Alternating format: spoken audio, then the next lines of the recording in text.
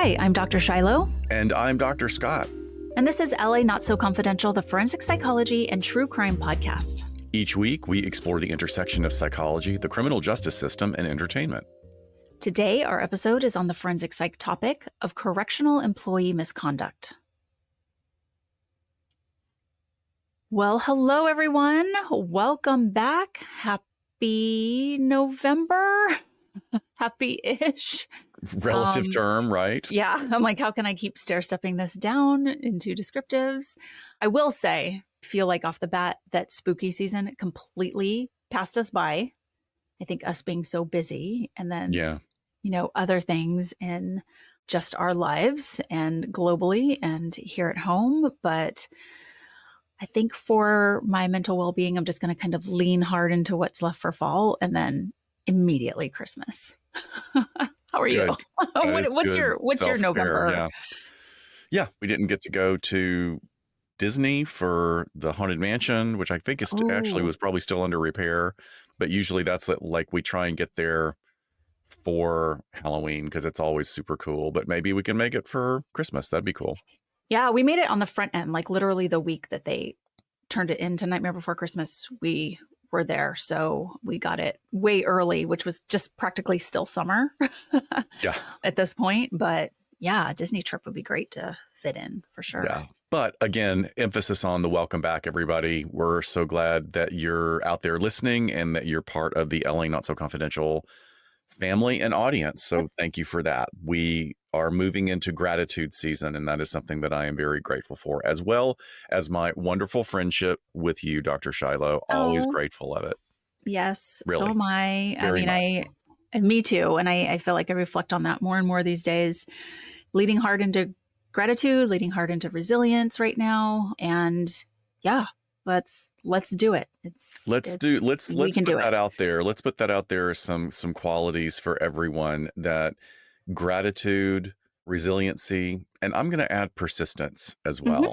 Sure. I'm going to say persistence for all of us to make sure that our loved ones are taken care of as well as ourselves. And that being said, let me give you the last episode recap. In our last episode, The Ladies Who Love Lifers, how about that alliteration? We explored the fascinating and almost incomprehensible world of hybristophilia. It's a condition where individuals are romantically or sexually attracted to those who have committed pretty heinous crimes at times. We discussed the drives that cause some people to seek out relationship with lifers and why these connections can become so powerful. If you've not had the chance to listen to it yet, please take a few minutes to enjoy it, particularly as it relates to today's episode. So we do have some trigger warnings this week. In today's episode, we will be referring to descriptions of and incidents of sexual assault, as well as suicide. So please be a mindful consumer of all media that you engage in. Yeah, so today feels like a little bit of a part 2 of sorts from our hybristophilia episode. You know, when we had originally outlined that episode, we had one of the case studies that we're going to use today over there, and we were like, nope, this actually fits a little bit better with a different, more specific topic. And we had that going on. And then in this like weird twist of synchronicity, when we were at the Berkshire Podcast Festival, Dr. Scott was asked to join a panel with Justin and Aaron of Generation Y on that very case that we had already outlined literally the week before. So it was like tip of your brain. And we just kind of saw it as a sign. We had to just sort of dive into this concept of correctional personnel who cross the line with inmates, and often that comes to light in the area of inappropriate relationships. So there's that, but then it also somewhat dovetails, I think, with the talk that we gave along with Megan of Women in Crime at the Berkshire Podcast Festival on ethics, on appropriate relationships with clients in the areas of forensic psychology and criminology. So here we are. It's here. We're thinking about it. We're giving it to you guys today. Yeah. And I think that it really presented itself as a wonderful nexus of concepts, because we're talking about the forensic aspect and also the clinical aspect, which was brought up with a pretty intense discussion with Gen Y Yeah. about whether or not there was actually care and love in the relationship between the individuals involved in the case that we were discussing, which we will build on today. So I think that that was kind of brought up for a lot of people in the audience and a lot of people that had never really considered all of the various factors and aspects of a situation like this. Those are things that you really have to consider. So as for today, no real trigger warnings, but as always, please be a mindful consumer of media. So according to the Associated Press investigations, incarcerated women across the United States continue to report sexual abuse by correctional staff, a pervasive issue affecting facilities all across this country. In a striking example, April Youst shared that West Virginia correctional officer James Wyden allegedly assaulted her in a basement laundry room, demanding sexual favors in exchange for leniency. Wyden denied the allegations, asserting that he was, quote unquote, set up. After years of delay, the case has not yet reached trial. Youst's experience highlights a pattern reported by numerous women who allege that officers use secluded workspaces and job assignments to coerce them into unwanted acts. Associated Press's 2-year investigation included interviews with over 100 current and former inmates and uncovered widespread accounts of abuse, with women often facing retaliation for reporting incidents, while staff receive minimal consequences for these acts. A 2020 Department of Justice report revealed that only 6% of correctional staff that were accused of sexual misconduct were actually convicted, despite federal laws meant to protect prisoners. This issue has prompted congressional attention, with a Senate investigation finding that 2/3 of federal women's prisons have had reports of staff perpetrated abuse in the past decade. Associated Press also noted a troubling trend. Staff members accused of abuse frequently avoid prosecution or retain benefits by quickly resigning before the investigations are complete, sometimes moving to other facilities or jobs with vulnerable populations, including juveniles. Although the Prison Rape Elimination Act, also known as PREA, mandates protections, enforcement and accountability remain inconsistent across our country. Wow, am I sick of hearing this? I mean, in just different types of episodes, different Absolute. types Yeah, of, terrible. occupations. I'm so sick of hearing about this. Yeah. So, I mean, that's a really stark example worthy of that investigation by the AP. What are we even talking about here? I mean, there's a big spectrum of misconduct and boundary crossing. Right. Of course, what you outlined, it can be just plain criminal and very blatant examples, or it could be behavioral drift, right? Getting out of hand and looking at sort of these blurring lines. But let's dial it back a little bit and look at misconduct and how, maybe even it's outlined in some of these entities. So from the California Department of Corrections and Rehabilitation website on ethics and professionalism, it states that misconduct is identified as, but is not limited to, the following main points. We have engaging in a personal relationship outside of your professional duty or service, inappropriate correspondences between the inmate and yourself, engaging in sexual conduct or romantic involvement, trading, bartering, lending in personal transactions, providing or receiving personal favors, receiving or giving gifts, inconsistently enforcing facility rules to favor some inmates, and then discussing facility operations or confidential information that may jeopardize the safety and the security of the facility to inmates and, of course, staff. Now, interestingly, the CDCR, that's the California Department of Corrections and Rehabilitation, their website has a section that lists guidelines to keep in mind to ensure that this kind of misconduct doesn't happen. So it's very interesting to see what kind of language they use out here, but I find it interesting. One of the first points is mean what you say. Express yourself genuinely. Do not make a promise unless you have thought it through first and can carry it out. Inmates will test you, call your bluff, and then see if you follow through on your promise. The next point is appropriate relationships. Be honest, objective, and disapproving when warranted. Be friendly, but not overfamiliar. Never give out your home address, telephone number, or loan any money to an inmate. Do not discuss personal matters with inmates or in the presence of inmates. Be consistent and fair. Enforcing rules for some while relaxing them for others is inconsistent and unfair. It is also a form of overfamiliarity. Respect. You must respect the inmate's individuality and basic rights.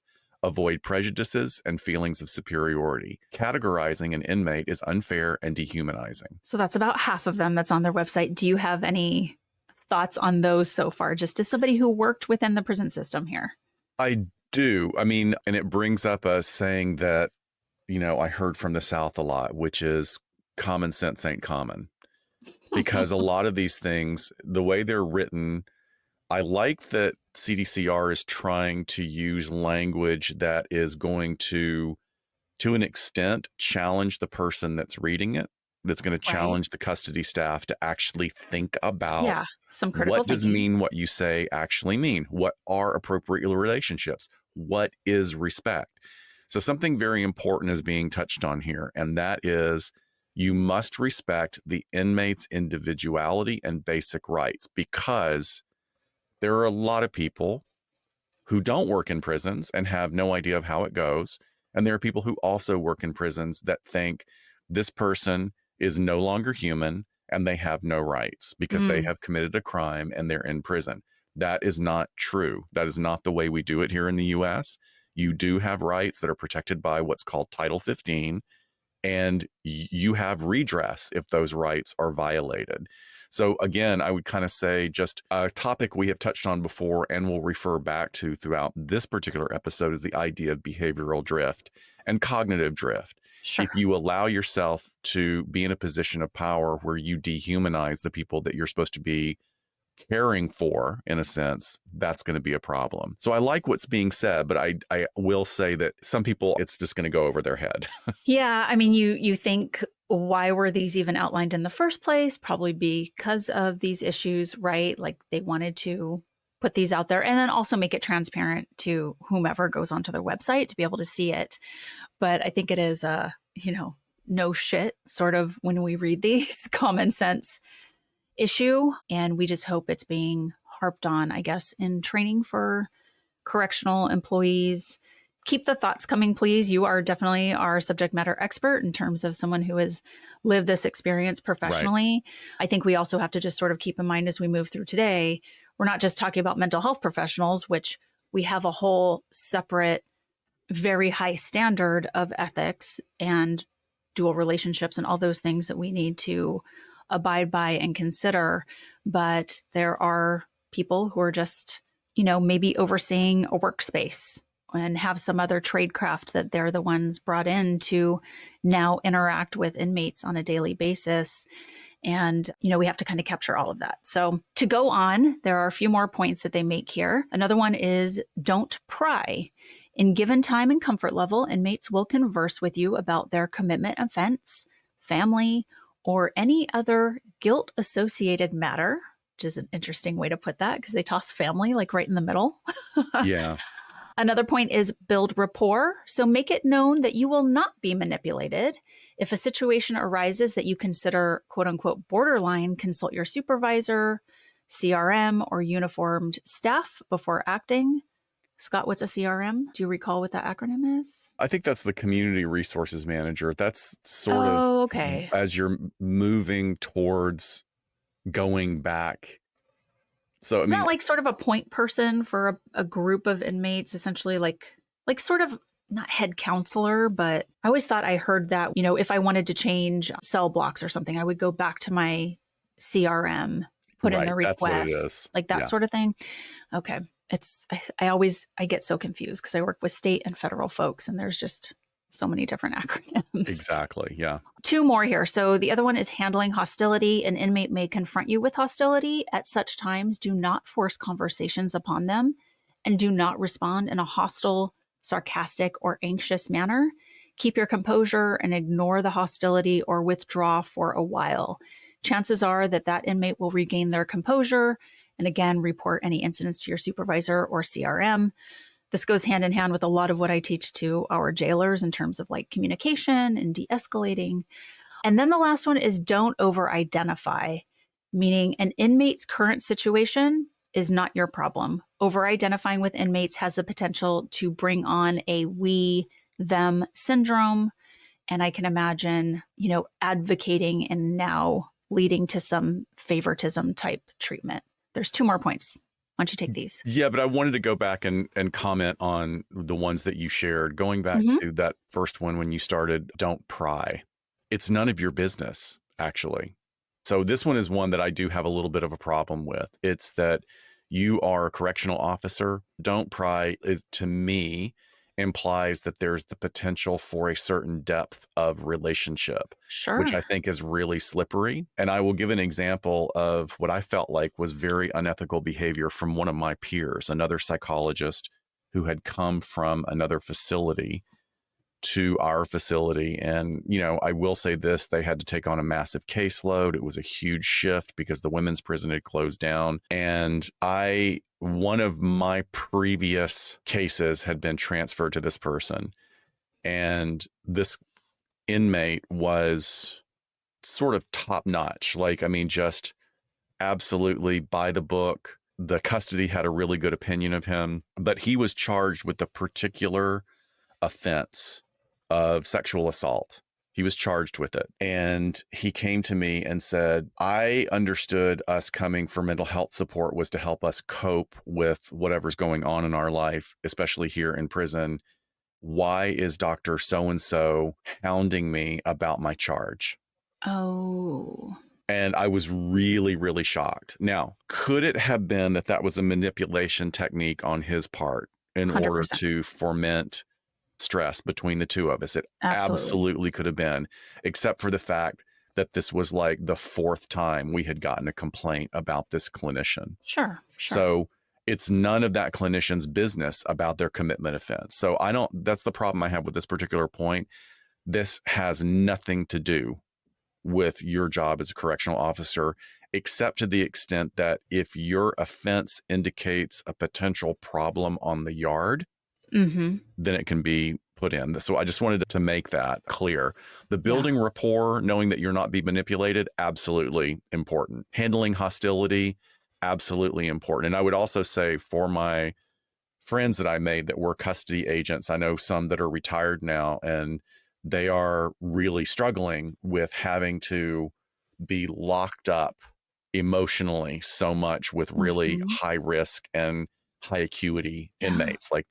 That's a very stressful job. So anyway, now going on to the last couple of points, don't expect thanks. You may not receive thanks or any show of gratitude from inmates. They may feel it, but they may not know how to express it.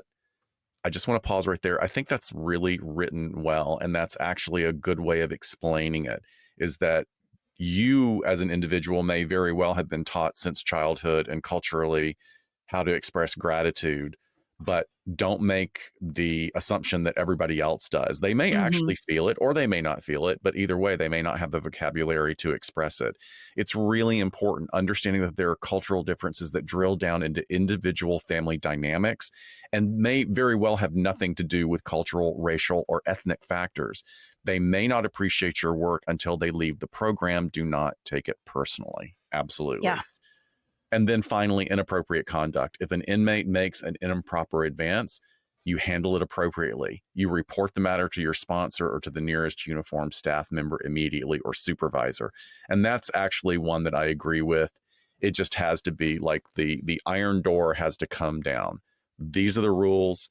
We're not going to have you test limits. We're not going to have you step over that. Absolutely no further. And it needs to be documented. Oh, yeah, absolutely. It has to be reported and documented. And I want to be very clear on something. Here in the U.S., each individual state has immense power in directing their own decisions about how they manage corrections for state adjudicated crimes. And this is very different from federal crimes. Each state has its own federal prisons, and there's a great deal of oversight and scrutiny on who is hired, how they're paid, federal rates, and the rules of the institutions. And that can be wildly different from the state institutions. The state facilities can vary significantly from state to state, area to area. Each state's prison is greatly affected by many factors, including the populations that make up those states. We're a huge country. the larger the state, the greater the diversity in the population, the greater pressure to address the needs of those subpopulations. So while each of us is likely having very strong opinions on how inmates should experience consequences, punishment, rehabilitation, it does vary from state to state, even down to budgeting for food. It's complicated, Yes. right? I mean, I'm grateful that we are like kind of dipping our toes into some other areas here in terms of just like things to consider and how people should be treated. And Yeah, understanding the framework. it's a lot. Yeah, it is a whole framework. It is very, very complicated. Can I ask before we go on? I'm sure loan forgiveness was a big driver, but what was your thought process like? Pros and cons when you were weighing, do I take a job inside of a prison or not out after college or after grad school? Well, you've known me a very long time. The main driver was employment. Right. The main driver was I am a person in middle age with an enormous amount of debt, and I need to make money right now. And the student loan thing really kind of wasn't even on my wavelength at that point. And in fact, at the prison that I worked at the time, there was and still is a 3-year commitment. If you sign for a 3-year commitment within a certain program, you would be awarded, I think it was like $150,000. So it'd be like almost like a signing bonus. The only difference was that you had to swear by signature that you went to an APA accredited program. And my program was not accredited at that time. And I had colleagues and supervisors going, just sign it, just sign it. Nobody's ever going to check it. And I, not to pat myself on the back to say that I'm any highly ethical or moral person, I'm more practical. Like, I'm not going to lie on a legal document. Right. And then have that come back and completely tank my career. And I have 2 colleagues that did it. They did not go to APA accredited schools, but they decided to do it anyway. It worked out for them. I have no jealousy or rancor. They did what they did. I ended up getting the 10 years. That is so lazy on part of the employer. Like, why don't you just go check yourself? That's crazy to me. Well, I mean, here's the thing is that, and this is a whole other discussion about APA accreditation here in the US. It's such BS. I mean, there are some APA accredited schools that I would not send my worst enemy to. They're so bad. Yeah. But, anyway, that's another thing. So yeah, it was certainly something that was an option for me. It worked well. I did do it for just about 3 years before deciding that I did not want to commute anymore. But, in the Central Valley of California, there are numerous prisons, and it is like people go to grad school going, oh, I'm going to go work at CDCR. Right. And I'll have a job. It's near where I live, and I will make great money, and I'll have a fantastic retirement, which is pretty attractive. Yeah. Well, I mean, they have to make it attractive, right? Because these aren't the ideal working conditions or environment, and maybe not what you picture when you say you're going to grow up and be a psychologist one day. But, for those of us that are cut from a different cloth, which is forensic psychologists, it can look enticing for sure. Well, again, we're going to continue to tap into your experience today. Sure. So Christina Mastropasqua and Christopher Munley, in separate studies, researched the complex issue of inappropriate relationships between correctional officers, or COs. We might just default and say COs every once in a while, and the inmates, exploring contributing factors, legal implications, and the impact of gender dynamics within the prison system. These relationships, when falling outside the pretty clearly defined employment and directional imperatives, not only violate the professional ethics, but also jeopardize the security of correctional facilities and all of the employees. Mastropasqua's 2015 research roundup highlights incidents like the Clinton Correctional Facility escape, where 2 inmates with alleged staff assistance eluded authorities. This particular study really brought into focus the risks posed by inmate-employee relationships, which can involve physical violence or sexual misconduct. A 2014 Bureau of Justice Statistics report found that approximately half of the abuse allegations by inmates involve staff misconduct, with female employees responsible for 61% of such incidents. This trend is linked to the growing number of female COs whose presence has altered prison dynamics and increased risks of boundary violations. Power dynamics, emotional vulnerability, and personal issues are all factors that contribute to the formation of these inappropriate relationships. Munley discusses how some officers may exploit their authority or struggle with personal issues that then impairs judgment, making them susceptible to inappropriate and illegal involvement with inmates. Both Mastropasqua and Munley stress that such relationships can compromise security, leading to issues like contraband smuggling, manipulation, and rule violations, as noted in a U.S. Department of Justice report. Anti-fraternization policies have been implemented to limit staff-inmate interactions, as examined by researchers Brenda V. Smith and Melissa C. Loomis. Their 2013 report explains how these policies, though legally challenged, are often upheld to protect facility safety. Recommendations from researchers like Jones in 2015 advocate for better training and better oversight to prevent minor boundary crossings from escalating into severe misconduct. We also have studies by Blackburn, Lerma, Page, and Worley that further look at inmate and officer attitudes towards boundaries. And these studies reveal how prison culture, personal motivations, and the broader political environment influence behaviors, with inappropriate relationships sometimes resulting from an officer's personal issues, their own inadequate training, or a sort of permissive facility culture overall. And learning that from the people who have come before you, right? You're a new CO, and now the way things really are run starts getting passed down to you.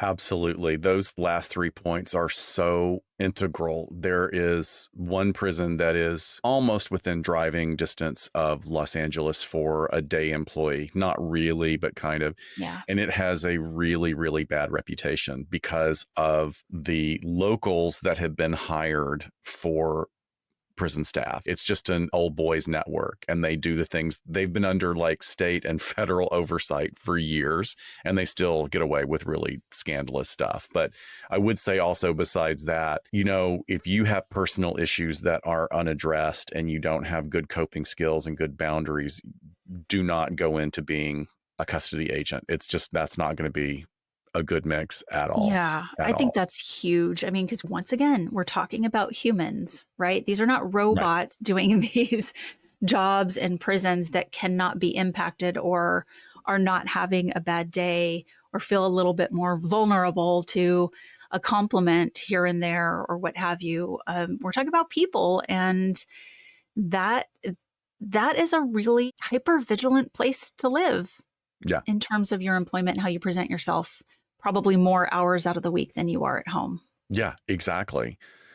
And, you know, handling the roles that both male and female correctional officers in male prisons, that in itself generates unique challenges, especially when it comes to maintaining what would be considered professional boundaries in this very high stakes and power imbalanced environment. I mean, let's just be very clear. It is a power imbalanced environment because it's a correctional setting. Absolutely. Male prisons are intense settings where the correctional staff need to balance authority with respect, but sometimes the lines can blur. Female officers in particular may face added complexities because their presence can spark different reactions from both the inmates and the male colleagues. Some inmates may attempt to manipulate or test female staff more than they test the male staff because they are hoping that they're going to be able to gain access to contraband or other types of privileges. And that just even more so makes it essential for staff to stay vigilant and reinforce boundaries. So it's also necessary to address this third factor here, which is the impact of a predominantly male prison population that has very little access on a day-to-day basis in communication with women. And they may very well come from pre-prison populations where they engaged in male-female dynamics in ways that are not healthy or productive. I mean, there may have been IPV, there may have been abuse by family members, which are male or female. my point being that female employees, whether custody staff, medical, or administrative staff, they're constantly sexualized by the male inmate population. It's unavoidable for a number of reasons. And I'm not just going to say, oh, because it's men, because it's not about that. It's about what kind of parenting, what kind of culture that these male inmates came from. And one of the things that I still talk about to this day, I had a really great mentor that I met when I still worked in entertainment, and we stayed friends for years. You know, we still stay in contact. And Sherry had been a successful actress. She had gone into working at William Morris as an agent's assistant. This is somebody that was like just a very like dynamic and intelligent woman who was also unbelievably attractive.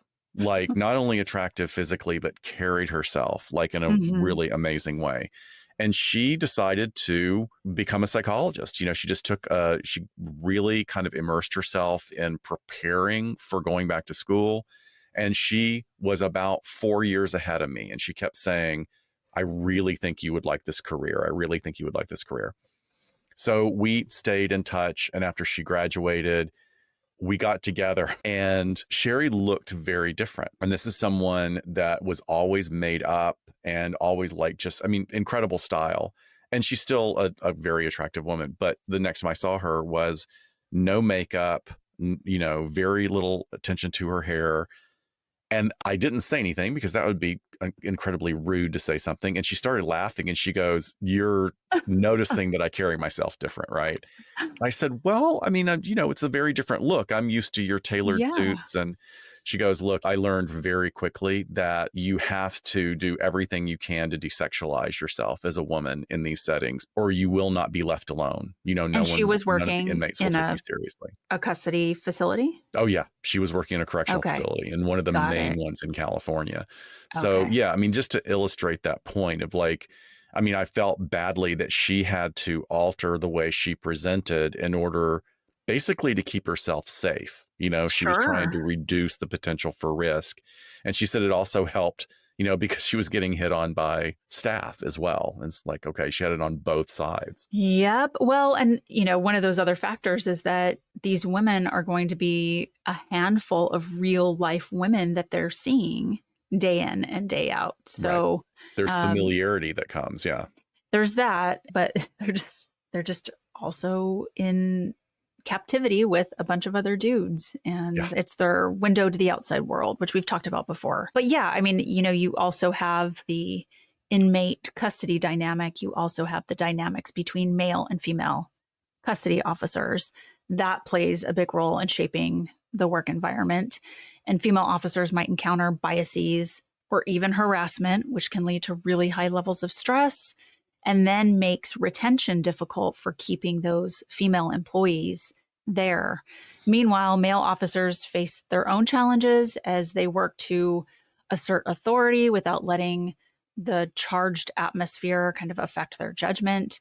Facility leaders have to stay proactive, offering support and training and oversight to ensure that all officers, regardless of gender, feel respected and really backed in their roles.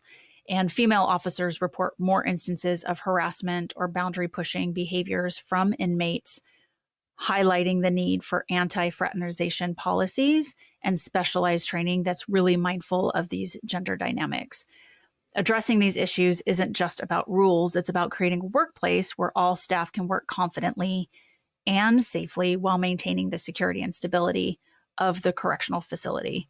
So I think like a lot of other occupations we've talked about, it's not just that you want the people who are interacting with each other to be safe or not causing any sort of harm to each other, but then generally those types of jobs speak to a bigger purpose, whether it's keeping community safe, whether it's keeping the prison safe, what have you. Absolutely. Yeah. So female correctional officers in male facilities face unique and very complex challenges in maintaining professional boundaries. As we've illustrated before, it's just a completely different level of challenges and navigation responsibilities than a male custody officer would experience. Power dynamics are at the core of many of these issues, where the officer's authority over the inmates can sometimes lead to inappropriate relationships. Again, the unequal power structure coupled with prolonged interactions can cause certain officers to feel a sense of control or influence, which, when unchecked, again, behavioral drift, they may escalate into personal involvement.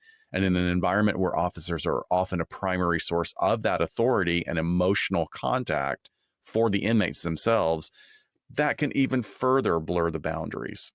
Emotional factors add another layer of complexity. Inmates experience high levels of stress and isolation, as Dr. Shiloh was saying, leading to an unexpected, probably for the general public, emotional vulnerability. We don't think of inmates or prisoners or convicts as having emotional vulnerability. But again, they are human.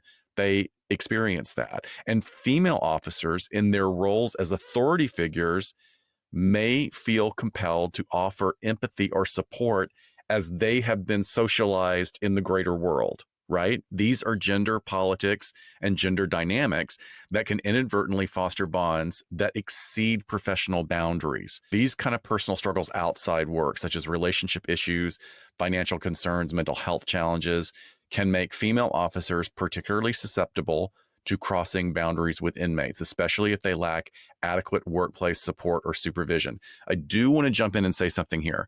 I want to make it very clear to all of our listeners that even though the stats are indicating that there is a likelihood of higher perpetration by female officers, it's very clear to me that we don't have clear numbers on how many male custody staff perpetrate on their charges. Correct. So I don't think that we can really fully dig into this, because I think the numbers are skewed, or maybe not they're skewed, they're just not as profound as we need them to be. Wouldn't you say so, Meaning, Shiloh? Or yeah. what do you think? Well, I think that it probably follows just some of what we see on the outside of prisons in terms of crime, where sexual assaults are going to be more perpetrated by men, and that those victims are going to have a lot of obstacles in terms of why they would come forward or not. So those numbers are probably higher. We don't know about them because of underreporting. Whereas if a female correctional officer crosses some of these boundaries, engages in some misconduct, that the male prisoners at some point might feel more empowered to throw her under the bus and report it. So there's just a different dynamic. And I think, we can break it down in terms of like what the severity of some of those offending behaviors on the part of the correctional officers would look like. Sexual assault versus sneaking in contraband, or what have you. So there's a lot of differences there for sure. So again, going back to training and then the organizational culture of the settings, clearly are going to play crucial roles in preventing these type of offenses. Like we quoted from the CDCR webpage, it shouldn't be just California. Every correctional facility has to set clear policies in order to ensure that their custody staff fully understand what is appropriate conduct. But in facilities where oversight is lax, or in behavioral drift of the supervisors or the admin, if misconduct is tolerated, then boundary violations can become more frequent. And this environment can also open up really dangerous opportunities for inmates to manipulate or exploit officers. This happens on a regular basis because they know that compromised staff might be pressured into providing favors or contraband. So that's why these anti-fraternization policies, regular training, and leadership's commitment to discipline are just integral and essential to supporting female officers in order for them to maintain ethical boundaries and safeguarding staff and inmates' well-being. All those things have to happen at the same time. Can I ask you just anecdotally, and let's just take correctional officers as an example, but I guess any employee inside the prisons, what were some of the traits that you saw in those that really had it down, that were able to go in there, not be completely robotic or over authoritative assholes, and still just do their job and have a very clear line drawn with inmates, to where the inmates probably at some level almost respected them for it? Well, that is a really good question. And I would say there were three that I was incredibly impressed with. And one of them in particular, I worked on a yard in a residential. I mean, of course, it's residential because they're all, they're all locked up. Living there. But Yeah. this was basically almost like a mental institution within a prison. Mm-hmm. And not everybody there had mental health issues. Like they had been faking it for a long time and, sort of going through the evaluation process to weed out the people who needed help versus those that were using this as an escape was quite challenging. And then there were a lot of people there with pretty severe personality disorders. Male individuals with borderline personality disorder look very different from female personalities. And a lot of our research is very gendered and very misogynistic about borderline. And we kind of go, oh, it's all women that are borderline and hysterical, right? And there are actually men that have that well. And they up the ante in emotional interactions with custody. And I remember these particular custody that were so good. And what they did, or what I observed, is that they were present, they listened, and they never reacted. They only responded. And it was very simple, almost like sort of ClinPsych 101 or clinical skills 101. Like, I hear what you're saying. That's something that we might be able to address, but they would also be clear on that is completely not doable. Right. They'd be very realistic and very straightforward, but they would never denigrate the request, even if it was like crazy. It'd be like, well, that's not going to happen. Mm-hmm. That can't happen here. That's part of the rules. I think you're aware of the rules. If you're not aware of the rules, let's go over them again. So it's just, in a way, and I'm probably going to get some flack for this, what I saw these three custody officers doing, both male and female, within that mix of three, was really good parenting. That makes a lot of sense, actually. They weren't doing a lot of emotional validation, which parents really need to do. But as far as validation and assurance and being present, and I hear what you're saying. Sure. Can go a long way with people who have never had that before. Yeah. I mean, it's great. And when inmates modeling. did something right, these officers would absolutely reinforce and validate what they were doing right, which was pretty great. It's so different. I mean, we do kind of consider them, of course, part of the law enforcement community, but also it's so different. And the way I just think of how it's different is that the people you are interacting with, good or bad, usually, for law enforcement outside of corrections, you're responding to a bad situation for somebody that day. But you're responding to different people every single day, right? Different community members, different people who are asking for your help, or different people who have committed crimes. And corrections, it's the same people day in and day out. So that matters. You don't just have to handle a situation, leave that call, and then you move on to someone else the next day. Yeah.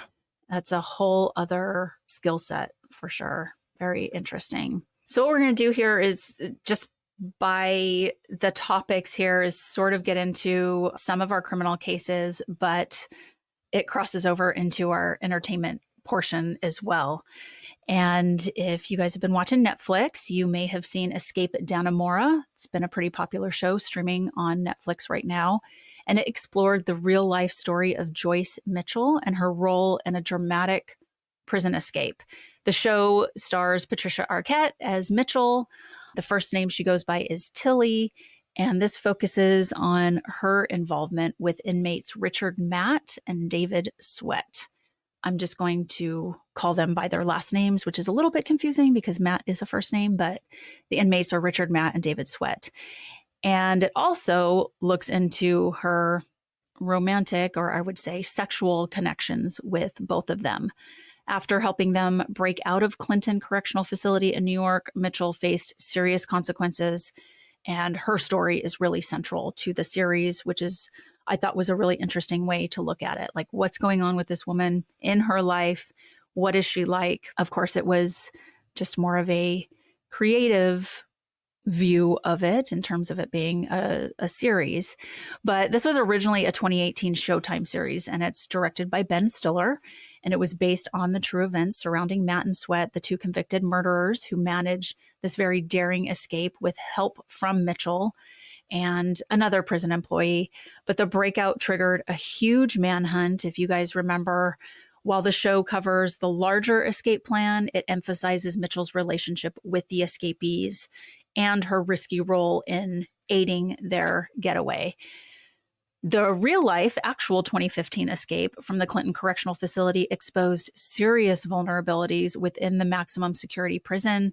With the help of prison employee Joyce, who she goes by Tilly Mitchell, who had formed the relationships with both men, and the inmates really execute a highly organized plan, tunneling through the facility walls to their freedom. And this breakout triggered this really massive manhunt that not only highlighted the prison's security weaknesses, but also raised questions about staff conduct and supervision and training. And the breakout's aftermath, rightfully so, placed this correctional facility under very intense scrutiny from the state on down. So Joyce, or Tilly, she was the seamstress in charge of the shop inside of the prison where inmates were working on clothing. She was charged with promoting prison contraband after providing Matt and Sweat with the tools and resources needed to escape. A correctional officer at the facility, Gene Palmer, admitted to unknowingly facilitating the escape by transporting contraband hidden in frozen meat. So his involvement, though more minor than Tilly's, underscored systemic issues at the facility, including a culture where favors for inmates were very common. Palmer's actions, along with Tilly's deeper involvement, exposed a real lack of oversight and a failure to enforce clear boundaries between staff and inmates. So Inspector General Catherine Leahy Scott led a comprehensive investigation uncovering lapses in protocol and training that contributed to this escape. Scott's recommendations included stricter training for staff on boundaries, more rigorous night checks, and enhanced oversight mechanisms.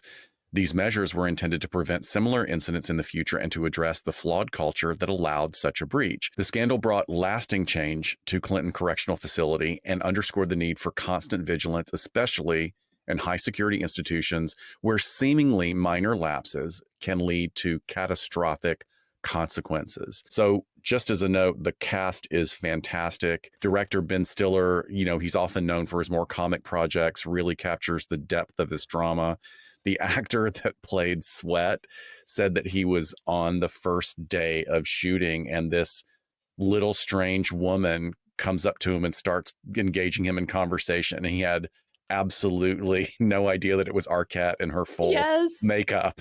He was like, who is this person talking I was to me? watching it. My husband was like, oh my God, did they do her dirty? Like unrecognizable. Yeah. And I know you and I differ on this, but I am a lifelong Benicio del Toro lover, and he's great in it. Yeah, I think he's a great actor. I just don't get the physical. He's still hot. Don't get it. Even playing a convicted murderer in prison who's a little rough around the edges. But I like a little. Well, there's also there are other things too that are a little bit more salacious about this story that we don't have to go too far into. And again, it's dangerous and people's lives were ruined because of this. But the fact that they kept coming back to talk about his genital size, like that was supposed to be the big thing that they kept talking about. It's like, do we really need to talk about this? Come on. Yeah, no, I not Benicio del Toro with the character that he was playing. Oh, gotcha. Yeah, I mean, again, kind of dipping back and forth between our criminal cases and entertainment. I liked it. I thought it was well done. I thought they did a really great job at just kind of showing how, for lack of a better term, this frumpy middle-class woman who was unhappy in her marriage and just kind of trying to find some excitement in her life. It didn't show the beginning of how these sexual relationships started, but it was kind of, you came in the middle of it, but you could really see gosh, she was manipulated pretty easily and just didn't really have a plan for it. Like we've talked about before, people very impulsively don't think how this is going to play out and was just going to have this little piece of happiness during her day, I guess. And that kind of seems like that's all the motivator was, which is really interesting when we look at why do people do this? What personal issues, again, coming back to that being a real big issue, what personal issues are going on for them. So diving into our second case, a pretty infamous case that true crime fans will be familiar with, we had 57-year-old Vicky White. She was an Alabama jail guard, and she became the linchpin for an inmate's escape in 2022. Vicky was known as a trusted and long-serving corrections officer with an allegedly wonderful, stellar reputation. And it still shocks friends, family, and staff that she helped Casey White, they weren't related, but same last name, an incredibly dangerous and violent inmate, escape from the Lauderdale County Jail in Florence, Alabama. The escape sparked a dramatic 11-day manhunt that was the top story in the region, made even more perplexing given her very clean record and respected status in the community. But let's back up a little bit. So Vicky Sue Davis White was born on August 19th, 1965, and she grew up in Lauderdale County, Alabama, where she spent most of her life. Vicky had a spotless reputation with family and friends, with an often quoted description being as just a really nice person and someone who didn't gossip, someone who didn't cause trouble. She was married to Tommy White in 2002, although the couple divorced in 2006 due to Tommy's alleged struggles with alcohol and substances. Tommy and Vicky remained friends until his death in January of 2022, which happened to be just months before Vicky's own violent end. She did not have children, but she was very close to both her mother and ex-mother-in-law, who were completely blindsided by her actions during this escape. Vicky worked for 17 years at the Lauderdale County Jail, rising to the rank of Assistant Director of Corrections. She was a trusted employee who won the Employee of the Year award 4 times. Her career was marked by hard work, dedication, and respect from her peers. She handled many responsibilities at the jail. Even as the assistant director, she was still doing a lot of the core work there, including transport of prisoners. And this factor appears to be a primary issue in the escape of Casey White's.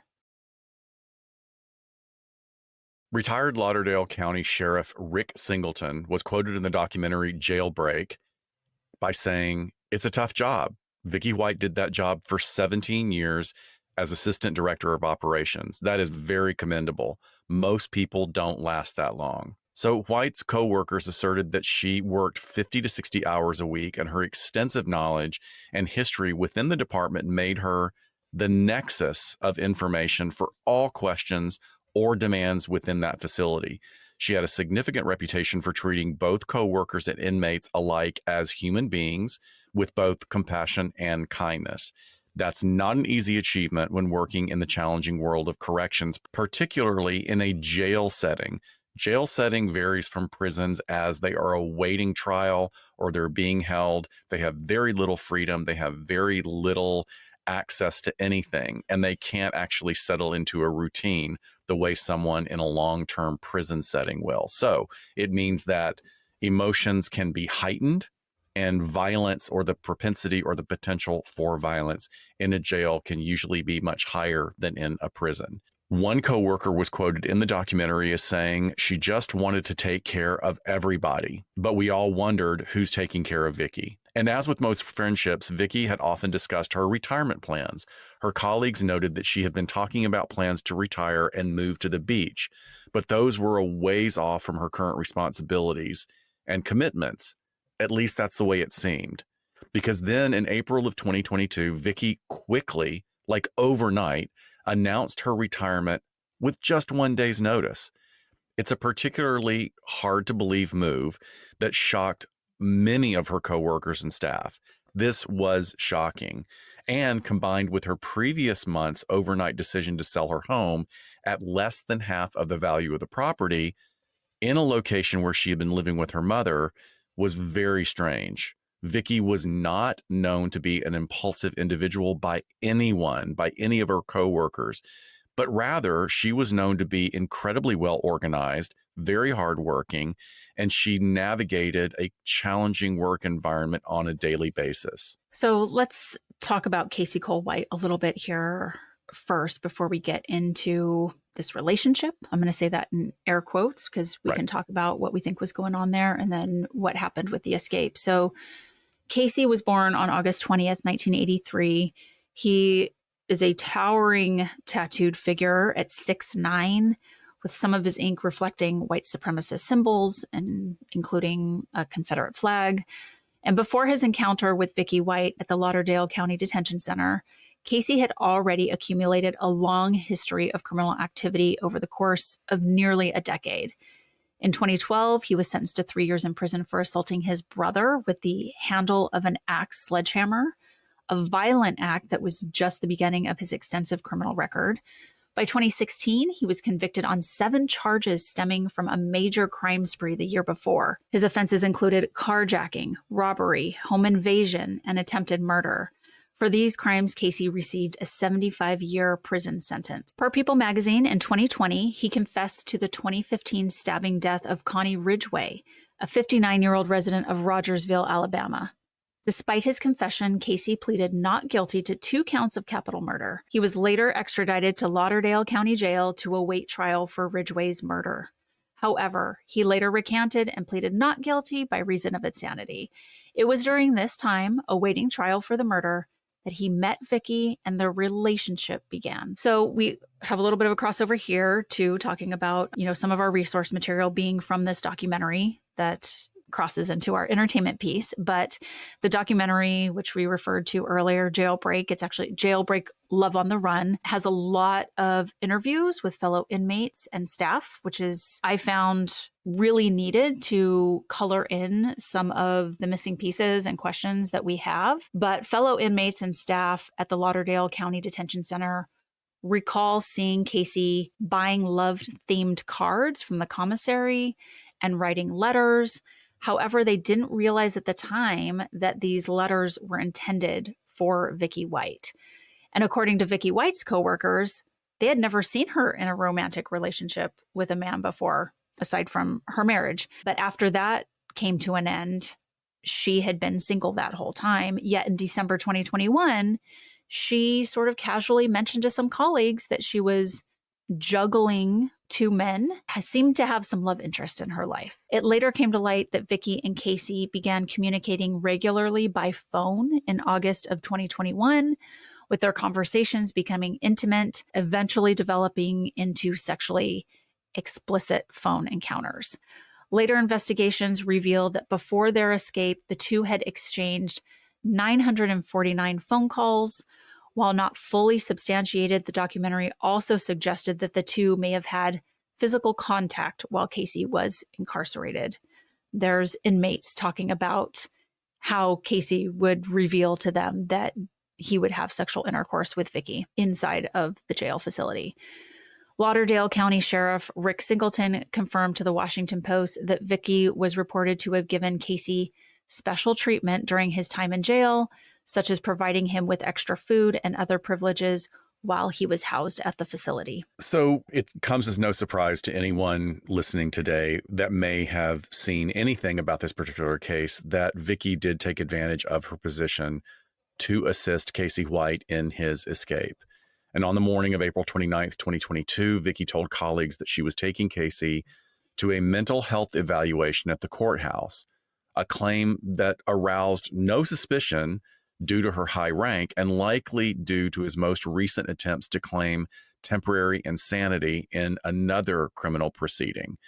Now, I have a little bit of a problem here because why would it not arouse any kind of suspicion that one officer was escorting an inmate with an incredible history of violence off facility to another location? That just doesn't really work. So on one hand, they can say, oh, it shouldn't be any problem. It doesn't really raise any suspicion on our part, but it actually should have. I mean, just basic protocol for any correctional facility would never allow that, except maybe a low-level white-collar crime. Yeah. That is not that person. it goes to policies not being followed and kind of laxed, and that maybe that had become the norm for them. That's incredibly problematic. That's exactly it. Because the standard procedures for that facility required 2 officers to escort prisoners, particularly when transporting individuals that were high profile and had significantly dangerous backgrounds like Casey. Surveillance footage that was later reviewed revealed Vicky calmly leading Casey in handcuffs and shackles into a patrol car.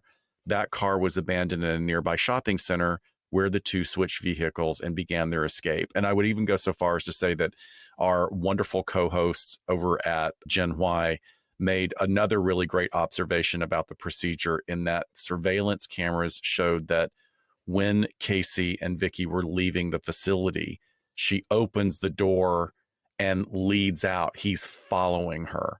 Right. So Yeah. she had gotten to the point with her level of trust that she was allowing an inmate to be behind her, and that would not happen. Well, and in the documentary, they think the worst. They're not back. Oh my God, what has he done to her? Right. And then they start reviewing the footage. And that's the point where her colleagues go, oh shit, Vicky would never do this with anyone. Look, she's walking out the door first and letting him follow behind her. So that was really the moment where people's wheels started turning of, she's probably involved in this. Exactly. So should we talk here about whether or not we think they had a real loving relationship, if they were in love with each other? Well, yeah, let's take a couple of moments. I mean, did they have a relationship? Yes. A relationship is an interaction between 2 people. It can be an emotional relationship. It can be a business relationship. It can be a casual sexual encounter. That is a relationship, although transitional and brief. This was a relationship, but the idea that someone is in love with someone else can be one-sided. As most people know who have been through breakups, right? Is like, it's not me, it's you. Or, as the very famous line from Sex and the City that was written by Greg Behrendt is, oh, he's just not that into you. Yep. Right. So, yeah, I mean, relationships exist, but that doesn't mean in this particular situation that there was reciprocity at the level that would be expected in a non-toxic, healthy and supportive relationship. Well, and it speaks to intimacy in the real world, right? How do you take this type of relationship that has formed, whatever it is, and then think it's possibly going to be something that is going to work out ideally, not just on the outside, but after you have escaped and had to start your lives over on the outside, right? It's that disconnect of thinking that all of that is going to work out and still feel the way it does in this very captive environment for whatever it was for them. And I'm not saying there was a piece that was not real for him or not real for her. Who knows? But there's also a likelihood we have to think he just had one goal in mind and completely groomed her to meet that goal, which was escaping. Right. So after it became clear that Vicky and Casey had disappeared, the authorities launched a nationwide manhunt, mainly initially propelled by what you were talking about fear for her safety. However, investigators quickly learned of her house sale that was rapid and almost overnight, and the purchase of several items that would aid in escape, including men's clothing, getaway car, and weapons. And later it was found that the 2 switched vehicles multiple times during their escape, staying in various motels along the way. And at one point, Vicky was seen wearing a wig in an attempt to alter her appearance, although a petite woman traveling with a 6'9" male would be likely a dead giveaway. Yeah, the couple was ultimately tracked to Evansville, Indiana, where they're reported to have paid a homeless man $100 to reserve a motel room for them. And on May 9th, 2022, law enforcement spotted their vehicle at a car wash, leading to a high-speed chase. The chase ended when a police car rammed their vehicle, causing it to flip into a ditch. When officers reached the car, they found Vicky suffering from a self-inflicted gunshot wound to the head. She was rushed to the hospital, but later died from her injuries. Casey White, meanwhile, surrendered without resistance and was taken back into custody. As Dr. Shiloh said, Vicky was found to have experienced or suffered from a self-inflicted gunshot wound to the head. Her suicide left many unanswered questions. Friends, family, colleagues were shocked by her actions, by her history of actions, as well as what led to this event, describing them as completely out of character for their friend and this revered coworker. Further investigations led to the revelation that Vicky had given Casey special treatment while he was incarcerated, and their relationship is likely to have begun as early as 2020. While Casey was charged with felony murder for Vicky's death under Alabama's felony murder rule, the charge was later dropped in exchange for his guilty plea on the escape charges. Casey was sentenced to life in prison without the possibility of parole. You know, what's interesting as I reflect on Vicky, her reputation leading up to this moment, or this, couple of years, let's say, when, let's just say, Casey, for whatever reason, walks into her life in 2020. She feels a sort of way about him. He feels a sort of way about her. I would like to think that her other choice, if she wants to follow her heart, is to retire and have a relationship with a man that's probably going to be in prison for the rest of his life, right? Going back to like the ladies who love lifers, that's an alternative. I mean, this is a really crazy situation. And you think about what leads people to these different decisions. And they were going to go live off the grid in a trailer somewhere. That's what they had thought through. I just would like to think in this weird hypothetical world that I'm talking out loud, that if Vicky was really kind of a woman of her word or upstanding citizenship and professionalism, that she would have been like, I'm in love with this guy. I have to quit. And I'm just going to be in love with him while he does his prison sentence. But that's obviously not what happened. But it's interesting to consider in an alternate universe. Yeah, I like you offering that perspective. I think it's an interesting topic. There's things that we're never going to know. And one of the reasons we're never going to know them is because my impression of her postmortem is that this was a very internal person, that while she was very kind and compassionate and caring and responsible as an employee and as a supervisor, that she had an entire internal world that probably few people knew. Yeah. And I don't mean that in a pejorative way. I don't mean that in a judgmental way. There are a lot of people that are, I'm married to a guy that has a very, he's an introvert, and he has like his world is very not, I don't mean small in a limited sense, but like it's, he's not like hugely expressive. I'm the dancing monkey in the relationship, right? Clearly. So there are a lot of things that we don't. Yeah, you agreed with that a little too quickly, Dr. Shadow. Sorry. But in this case, unfortunately, I think that there was probably a lot going on for her that nobody knew about. And I would go so far as to say is that for all of her compassion and all of her care for the people around her and her responsibility to her job, I get a profound sense of loneliness. Me too. A very, very profound, sad sense of loneliness that a seasoned, hardened criminal with a wildly antisocial background, a history of violent crimes, and association with antisocial organizations. He saw a means to an end. He saw a crack. This is someone that I can take advantage of. To this day, they'll even say in interviews and other things that have been written about these two that he describes her as a fine woman, that he responds to her with admiration. I have no comment on that, but I also don't think that it's important. And I know that some people will latch onto that and say, but he had these feelings. No, that's what he's sharing with you. She may very well have been in love with him, but the concept of healthy love here is something that is so profound we can't get it all into this particular episode, right? Yes, were there feelings, but I think that feelings can get very stirred up. And especially when you are at the receiving end of a master's level of manipulation, are the feelings that you're feeling real? And I say this with clients a lot.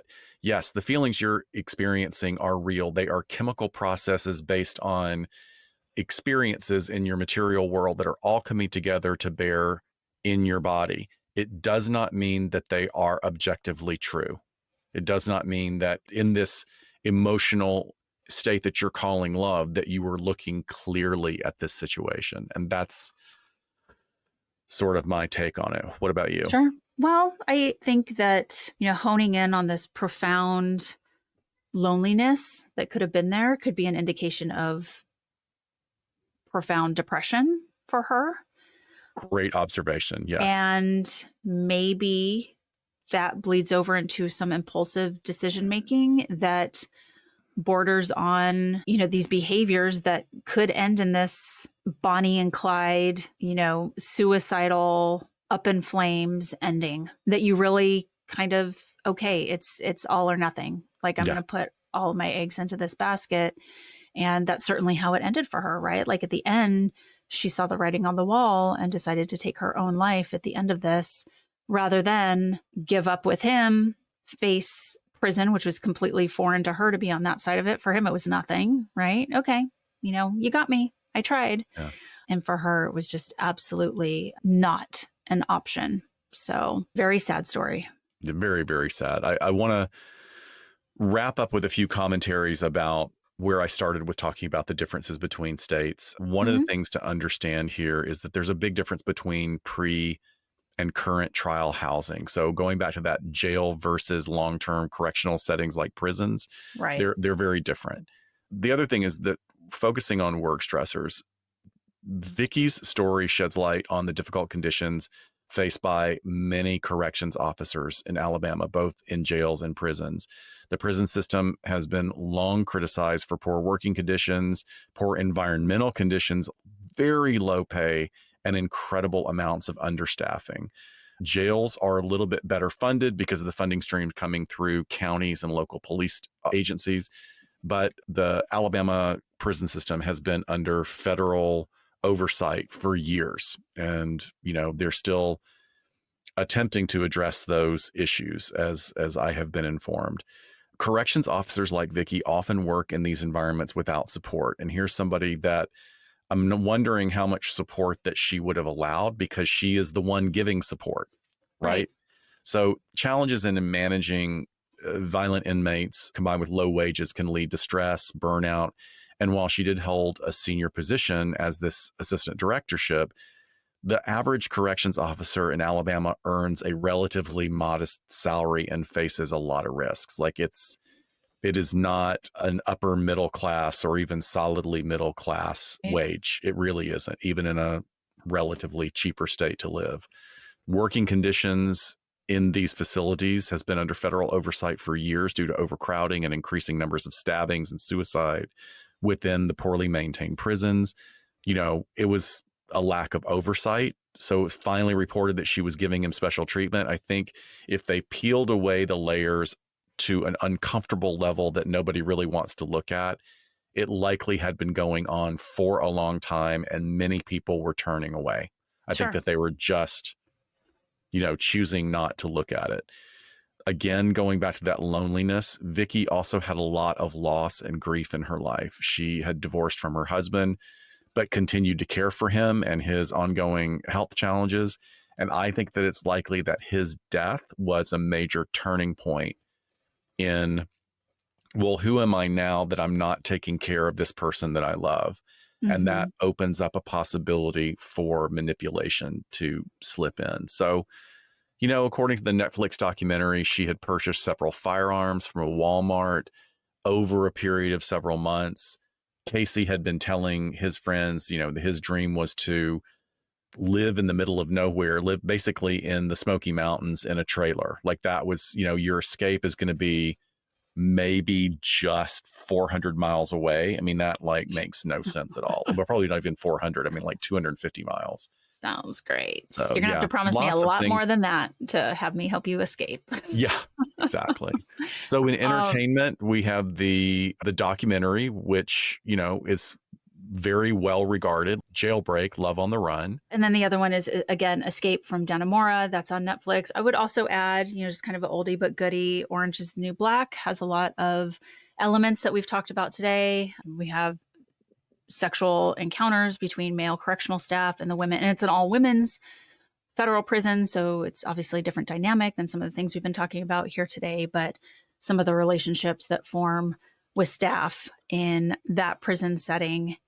Lots of stuff. We know there's lots more out there. We just wanted to highlight these two stories and the documentary and Netflix series that are out there on them. So just in some closing housekeeping, you guys, this Saturday, we're going to have our monthly Behind the Couch. It's going to be Saturday, November 16th at 4 p.m. Pacific Standard Time. We are going to be talking to Dr.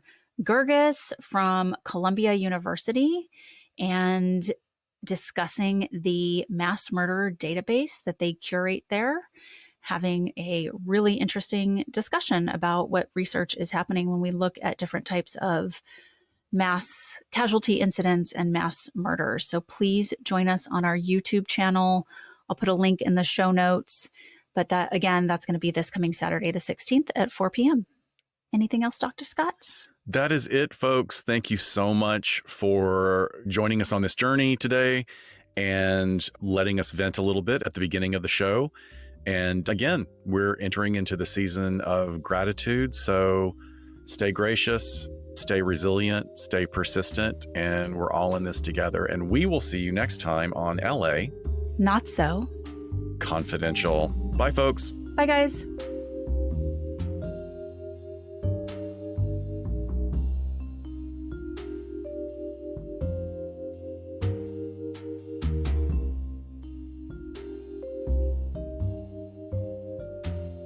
We sincerely thank you for spending some time with us today. LA Not So Confidential is part of the Crawlspace Media Network. Each episode is hosted, produced, and written by Dr. Scott and Dr. Shiloh. Our post-production editing and sweetening magic is handled by the multi-talented Jason Usry of Ear Cult Productions. Our theme music, entitled Cool Vibes Film Noir, is composed and performed by the talented Kevin MacLeod. He graciously allows us to use his music via a Creative Commons Attribution license. Please check out all of Kevin's amazing work on YouTube. All of the resources for each episode can be found on our website at la-not-so-confidential.com. You can find us on Instagram at LA Not So Podcast, on X at LA Not So Pod, and on Facebook at LA Not So Confidential. Media inquiries and bookings are scheduled at alienistentertainment@gmail.com. Once a month, we go live on YouTube on Saturday afternoon. So pay attention to our social media announcements to join our interactive broadcast entitled Behind the Couch, where we interview guests on a number of psych, criminal justice, and true crime topics. And lastly, we'd be honored if you joined our Patreon at patreon.com/LA Not So Podcast. With a subscription, you get an ad-free listening experience, additional content, host interaction, and you'll be the first to know about upcoming live events, social gatherings, and super cool swag. Thanks for listening, and join us next time on LA Not So Confidential.